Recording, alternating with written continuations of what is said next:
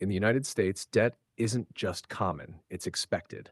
From the moment people graduate high school, they are stepping into a world where borrowing is normal. Student loans become the first responsibility before landing a full time job. Car loans, sometimes stretching for years, promise freedom but tie people to monthly payments. Credit cards, often introduced to build credit, turn into invisible chains because minimum payments hide the real cost. By the mid 20s, millions of Americans already owe tens of thousands of dollars. For many, it doesn't stop there. Mortgages, personal loans, and recurring credit card balances stretch across decades. The system makes it feel normal. Debt becomes something to manage rather than something to escape. One of the most powerful ways debt traps people is through interest. Credit card rates in the US commonly range from 20 to 30%. That means if someone pays only the minimum balance, almost all of it goes toward interest, not the principal. The original amount borrowed barely shrinks, and the balance can linger quietly for years, slowly growing. Student loans can take decades to pay off, with interest accumulating silently if payments are delayed. Car loans get rolled over every few years for newer models, keeping people paying for cars for 15 or even 20 years.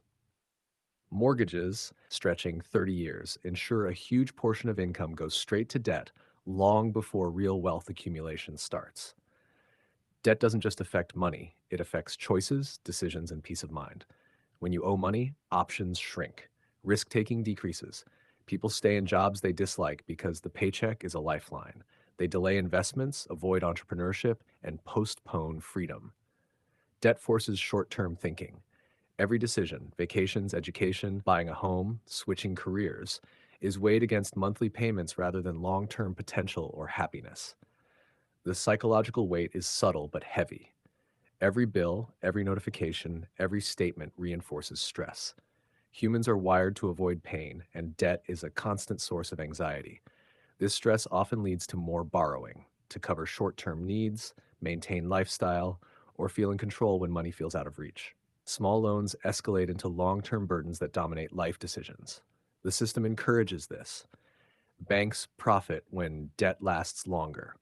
High interest rates, late fees, and refinancing options ensure payments keep coming. It is more profitable for banks if borrowers stay in debt decades rather than paying off quickly. The economy thrives on consumer spending, much of it fueled by borrowed money. Every swipe, every buy now, pay later option, every loan approval reinforces the idea that borrowing is normal, necessary, even smart. Social and cultural pressures make it worse. Social media shows lifestyles financed mostly by debt, new cars, big homes, expensive vacations. People feel the need to keep up. Accessible credit and the psychological weight of debt create a perfect storm, keeping millions trapped while they quietly accept it as normal. Compounding works against borrowers. Interest accumulates, penalties add up, and additional borrowing layers on top. Miss one payment, the balance grows. Take another loan, the cycle repeats. Many spend decades chipping away at balances, only to realize most payments went to interest rather than wealth building. Debt steals freedom. Every dollar owed is a dollar that cannot be invested, cannot build assets, cannot fund opportunities.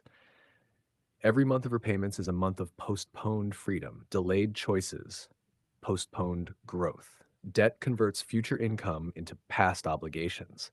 Debt is not inherently evil, it can be a tool, a loan for education that increases earning potential, a mortgage that builds equity, or a business loan that creates growth. The problem comes when debt finances lifestyle rather than wealth. High interest consumer debt is designed to be long, to stretch, to limit options without being obvious. Breaking free requires mental and financial shifts. Minimum payments aren't enough. Lifestyle upgrades on credit must stop. Borrowing for status or convenience must be questioned. Every dollar should either reduce debt, build assets, or create freedom. When people reverse the equation, earning first, owning first, spending later, debt stops being a master and becomes a tool. Freedom is a choice. Every loan taken without strategy is a choice to give your future self away. Debt doesn't just take money, it takes time, choices, and peace of mind. Recognizing this is the first step. Acting consistently, paying down balances, avoiding high interest loans, and prioritizing wealth creation over consumption is how people escape the trap. Debt can last decades, but freedom, once chosen, lasts a lifetime.